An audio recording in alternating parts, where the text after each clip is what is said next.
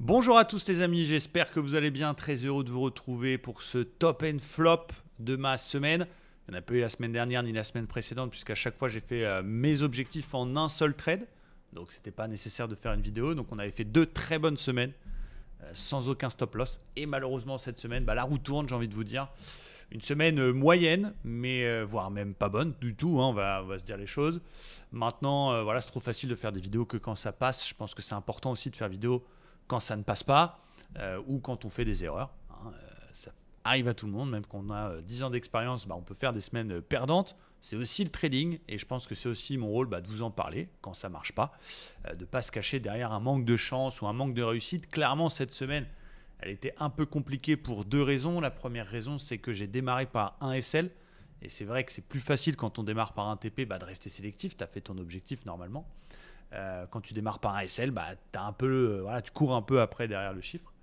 Donc on a vu pas mal de setups. On en a pris pas mal aussi. J'ai dû faire 8-9 trades. Et malheureusement, les beaux setups se sont fait BE avant de faire les TP. Et les moins bons setups ne sont pas passés. Voilà, deuxième raison, je pense, en moto débriefant. Vous savez que tous les vendredis après-midi, on fait une émission dans l'école Livestream qui est le débrief, où je reprends tous les trades. On essaie de juger est-ce que c'était une bonne décision ou pas. On va dire que majoritairement, c'était des setups intéressants, mais ce n'était pas des top 5 étoiles. Et surtout, j'ai été beaucoup contre le flux. Donc j'ai fait presque que des achats, pratiquement que des achats. C'est vrai, dans un marché qui corrige, qui était certes dans des niveaux intéressants, mais où le flux était plus fort. Donc ça explique voilà pourquoi j'ai fait cette semaine. Alors je pleure pas, hein, il y a le money management évidemment. Et puis encore une fois, ça arrive. Un beau trade la semaine prochaine, deux beaux TP. Ce sera déjà oublié bien sûr. Mais passons un peu au graphique, je vais vous montrer un petit peu ces trades. Je commence la semaine par le DAX, non le Gold, pardon, que je voulais acheter depuis plusieurs semaines, qui était dans ce range ici.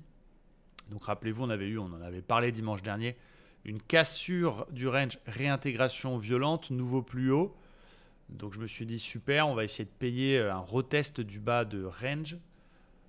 Donc à partir de là, j'ai fait un premier achat sur le gold. Alors c'est pas ce Fibo là, c'est le Fibo de la petite consolidation qui s'est mis en place. Donc je me suis dit ok, je vais chercher un achat autour de ma golden zone. En plus il y avait un très beau FVG bien gros ici qui aurait pu être comblé sur la conso. Et donc l'idée c'était d'essayer d'acheter entre le 61,8 et le bas du FVG pour aller chercher le haut de range. Donc c'était un beau plan avec pas mal d'arguments. Donc voilà, j'ai fait un achat, c'était lundi en début de session américaine, un peu plus bas que sous les 61,8. J'ai dû acheter par ici, vers les 1948. Il y avait une bulle en plus en 1 heure, donc c'était plutôt cool. Et puis malheureusement, ce trade n'est pas passé et on a été faire un SL le mardi, donc je suis resté overnight. Et le mardi, boum, stop là, j'avais mis un stop sous mes plus bas. Donc pas un trade débile, un trade un petit peu osé. Voilà, c'est des setups de fausses cassures et d'achat sur un repli dans un FVG, dans une golden zone. C'est quelque chose qui marche plutôt bien, qui donne évidemment des beaux RR, mais qui ne passe pas tout le temps. Ce serait trop beau sinon. Et donc voilà, ça commence la semaine. Ça arrive, c'est pas très grave et on continue à rien lâcher. Évidemment, ensuite on prend quelques trades sur le Nasdaq. C'était toujours sur cette session mardi. Je rappelle que lundi c'était férié aux États-Unis. Cassure d'opère par le haut dans un marché. Quand même, le Nasdaq il est très haussier de base. C'est une tendance forte haussière. Donc follow the train. Train is your friend. Petit bémol, c'est vrai, ces deux moyennes mobiles en 1 heure. À ce moment-là, on n'était pas vraiment reparti en flux haussier. On était dans les moyennes mobiles. Donc c'est ce qui m'avait fait hésiter. Mais l'objectif étant le 61,8 de Fibo de la dernière vague de baisse et pourquoi pas le plus haut, je me suis dit on va y aller. C'est quand même une belle cassure d'OPR un peu standard avec un stop un petit peu court, une vingtaine de points. Mais voilà, entre guillemets, un setup quand on en prend très régulièrement. Boum, directement, merci, au revoir. Autre setup, ça c'était un petit peu plus tard dans la semaine, c'était sur la session de jeudi, c'était là. J'arrivais pas à le retrouver. Voilà, c'était ici. C'était une bulle apesanteur magnifique. Bon, je vous ai un peu spoilé. Une bulle que j'avais hésité pareil à prendre parce qu'elle est rouge. D'habitude, nos règles nous disent non, non, bulle rouge, on ne prend pas. Euh, mais c'était sur une zone 15 100, 15 080 qu'on avait repéré, si vous suivez nos plans du jour, qui était à ce moment-là une zone de polarité sur des plus petites UT. Je crois que c'était en 4 heures ou en 1 heure. C'était en 1 heure plutôt. Voilà, c'était cette zone ici. L'ancien plus bas précédent. Il y avait sorte d'order block 1 heure, on vient retracer 100% du mouvement précédent. Je rappelle que le Nasdaq à ce moment-là est quand même en tendance de fond haussière. Je vois cette belle bulle apesanteur, j'hésite. Je me dis, voilà, c'est pas les règles, il faut qu'elle soit verte pour qu'on la prenne, mais elle est tellement belle, il y a tellement une belle mèche, elle est tellement en forme de marteau et le ratio à ce moment-là est excellent que j'y vais quand même, entre guillemets. Un ratio pratiquement de 3 sur cette bulle. J'arrive en plus à rentrer un tout petit peu plus bas.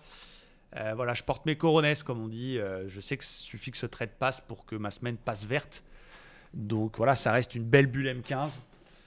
Et malheureusement, elle n'est pas passée non plus.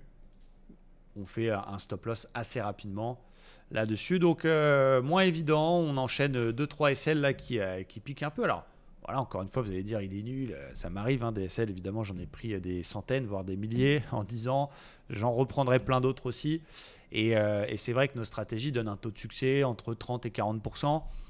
Donc c'est pas toujours 3 TP, 3 SL, 3 TP, 3 SL. Il y a des très bonnes séries, il y a des moins bonnes séries en effet. Et là, voilà, on accuse un petit peu le coup. Et bon, voilà, je le répète, je pense que le fait d'avoir fait que des achats et d'avoir été très souvent contre flux n'a pas mis toutes les chances de mon côté.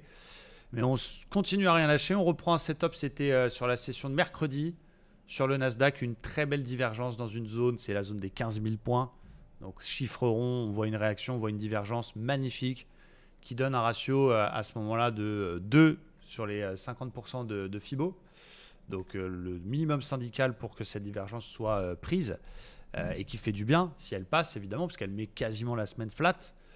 Donc j'hésite pas, hein, je continue à être systématique. Je prends cette div, elle part pas forcément du meilleur auspice parce qu'on a première accélération, on revient un petit peu en dessous le prix, on est un peu, voilà, on se dit aïe aïe aïe, mais on garde notre trade, on se fait BE, magnifique, on pose notre stop au point d'entrée, on se dit ça y est, c'est parti, on va aller chercher les 50% et revenir flat dans notre semaine.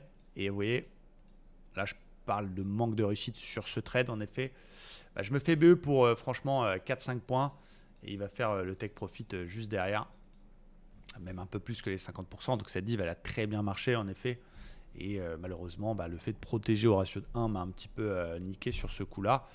Donc voilà, effectivement, je ne pense pas que les trades soient les plus beaux trades que j'ai fait de ma vie. Le fait d'avoir fait 2 semaines précédemment où j'ai à chaque fois fait un TP, fait mon objectif, j'ai pu me permettre d'être très sélectif. Et c'est vrai que ça faisait 2 semaines qu'on n'a pas fait beaucoup de trades.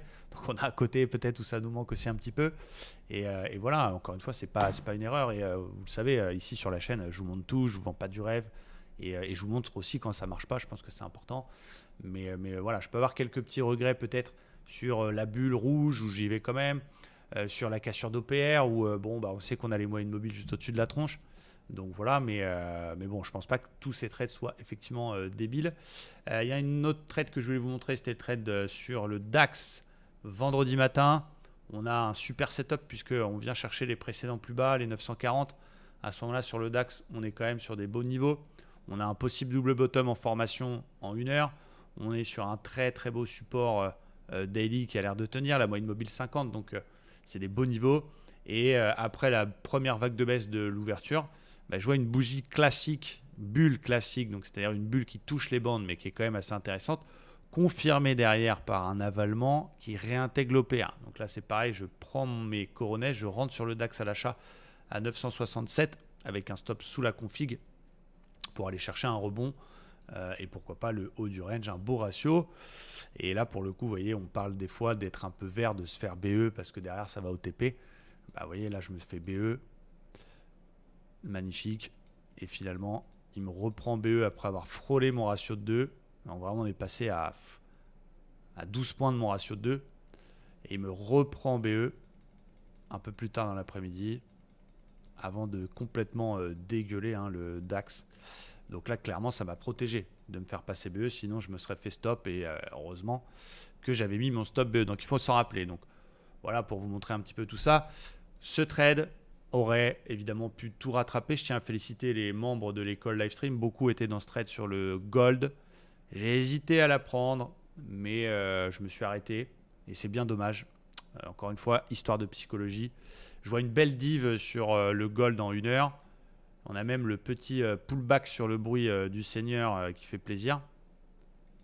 Donc j'aurais pu rentrer à 1923 sur le pullback bruit. sur une divergence qui va exactement faire les 50%, voire quasiment les 100% du mouvement précédent et qui fait jusqu'à un ratio de 6. C'est-à-dire qu'un seul trade aurait pu transformer la semaine et me la faire passer largement dans le vert. Après, comme je le dis en live, si ma tante avait des couilles, on l'appellerait mon oncle. J'ai pas pris ce trade, donc je vous le montre quand même parce que pour vous montrer que parfois un seul setup peut changer la donne.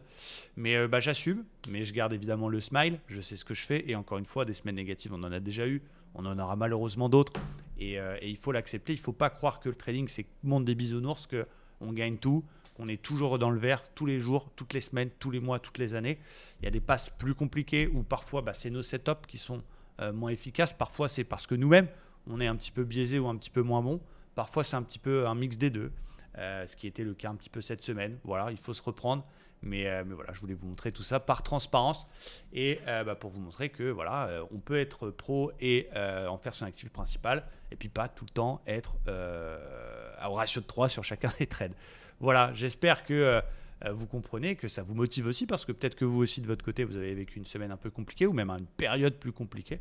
Voilà, il faut rester évidemment extrêmement vigilant, extrêmement focus. Analyser ses trades, tenir un journal, prendre note des erreurs qu'on a fait, évidemment essayer de ne plus les refaire. Et puis voilà, tout se joue évidemment là-dedans. En tout cas, moi je suis off la semaine prochaine, ça va faire du bien, ça va permettre de couper. Je prends une petite semaine off, donc il n'y aura pas de vidéo sur la chaîne. Mais je ferai quand même demain préparant notre semaine de trading. Et puis voilà, je vous remercie, je vous souhaite un très bon week-end et je vous dis à très bientôt. Ciao, bye bye.